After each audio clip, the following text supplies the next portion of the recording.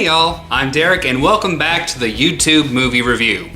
Now, I know I've not been on YouTube as often as I should be lately, and I apologize for that. I'm still working on closing my house. And actually, I'm not even at my permanent location yet. This is just me crashing at my parents' house until I finish closing on my house.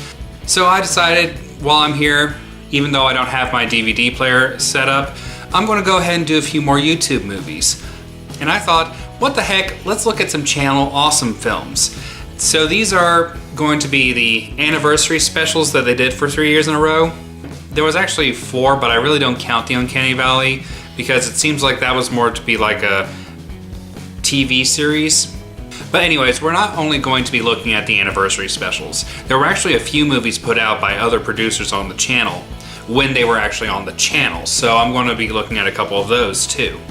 So just to acknowledge the gorilla in the room, yes, I do know about the Change the Channel movement and the scandal that Channel Awesome went through last year when there was a mass exodus of producers from the channel. But that's all I'm going to say about it.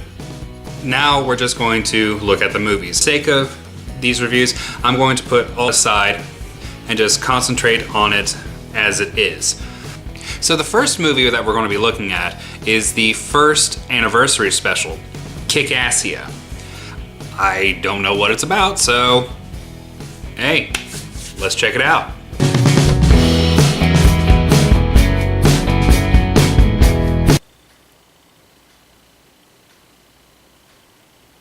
What did I just watch? So the synopsis. The nostalgia critic, played by Doug Walker, decides out of nowhere that he's going to invade the country of Molossia. Now, if you don't know, Molossia is actually a real place. It's a self-declared micronation out in Nevada, which is basically just a double wide. Anyways, he calls all the producers of Channel Awesome at the time together in order to take over the country. And this just sets off an entire pattern of extended jokes that go on for far too long. Like, basically the first one would be when he calls up all the producers and goes, "It's time, it's time, it's time," and just hangs up immediately. And then they all call back asking what the heck is he talking about? And that goes on for far too long. And then there's a 3-minute long Nazi joke, and it just wasn't funny. And kind of inappropriate. Oh, and this movie is officially dated because Nostalgia Chick, who's played by Lindsay Ellis, does a Sarah Palin impression through the entire movie. The entire movie. Just seeing the little snippets of her on the news was enough for me the first time around, and then there's an hour-and-a-half long movie of someone doing an impression of her. That got old really, really quick. So the producers run in, they take over the country, Nostalgia Critic becomes the president and becomes mad with power. And basically when the Nostalgia Critic takes control, he mostly does nothing except watch Hogan's Heroes of all things. And I'm wondering if that is actually his way of extending the Nazi joke through the entire movie. If so, that was really bad. I mean, seriously. But later on we find out that he's bought 20 tons of TNT and he's put it all over the double wide because, in his words, the world is full of nasty wasties who want to try to take his stuff. Okay, first of all, nasty wasties? Really? Are we in pre-K? That's the name of a gang of bullies that beat up your imaginary friends. It's not an actual villainous term. So, anyways, he puts the TNT all around the compound because if the nasty wasties try to come for his country, he's just gonna blow everything up. So, Cinema Snob decides that enough is enough and he's gonna do something about it.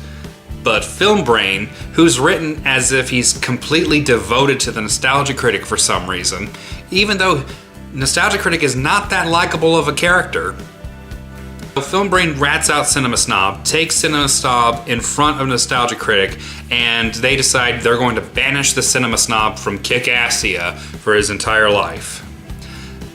Like, that's a really big punishment. And the producers decide on another plan where Spoonie's alter ego, Dr. Insano, basically takes on Nostalgia Critic, and they have a big fight, and in the end, Santa Christ comes in, Nostalgia Critic kills the Santa Christ, which leads to another long joke with no payoff. So, to wrap it up, after 3 days of planning, the cast all marches in on the Nostalgia Critic. They depose him. They argue amongst themselves who's going to take over Molossia. And Santa Christ reappears because it's been 3 days. You know, symbolism. And gets everyone to give the country back to the original president. And everything happened for no reason. It was completely pointless. 92 minutes of this, people. 92 minutes. You know, the internet used to be a fun place. And that's the entire movie. So let's move on to the technicals.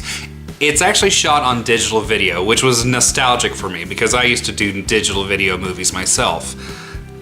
And if you haven't noticed, the writing is kind of bad. And the level of humor is would basically be like the Teletubbies hosting Mystery Science Theater 3000. Long, extended, repetitive shots with movie references. That's it. The acting is pretty bad, but there's also some really good hamming up in this movie, which was fun because since the actors can't really act that well, the hamming was a lot of fun because they were bad acting, overacting. It was great. Oddly enough, some of the best parts of this movie were with the president of Molossia in it. The actual owner of the double wide, because the whole idea of Molossia was that he founded it as a joke. So him actually making fun of himself in his part, making fun of himself, was actually kind of fun. So all in all, it was a bad movie.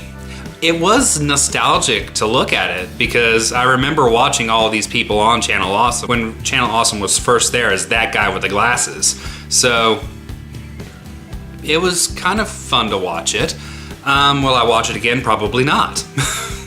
And that's my review of Kick-Assia. Even the name is terrible. Okay, so we got a few more of these movies to look at, and hopefully soon I'll be back in my own place and I'll be able to actually do what I love doing best. Watching bad movies and telling people how to make food for viewing parties, because that's what makes the world go round.